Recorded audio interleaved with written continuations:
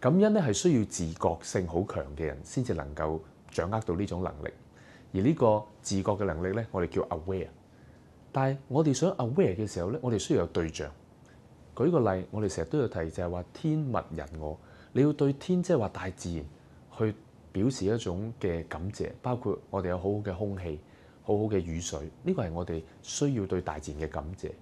對物件我哋需要感謝，好似我朝頭早起身嘅時候，點解會摺被？點解要將個枕頭擺好？因為琴晚咧，我有一個好充足嘅睡眠，係因為呢張被俾到種溫暖我。我個枕頭咧承托咗我條頸咧喺瞓覺嘅時候咧有一個最好嘅姿勢。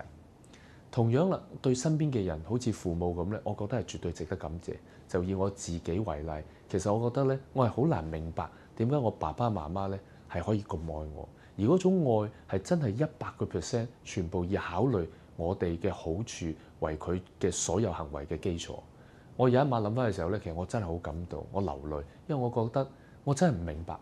雖然我而家都係為人父母，但係我覺得咧，我同佢哋嘅距離咧都仲好似有一啲。所以我對我父母咧，事實上係好值得對佢哋咧講聲多謝，衷心嘅多謝。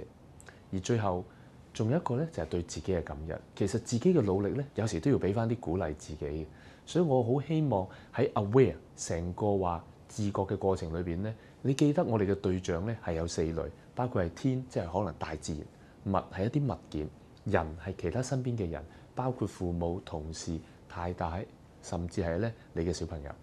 而最後自己咧，就係包括自己過去嘅歷史，做過一啲咧，你覺得好難忘嘅事，好欣賞自己嘅事咧，有時你都應該將佢記錄寫低咧，從而咧為自己打氣㗎。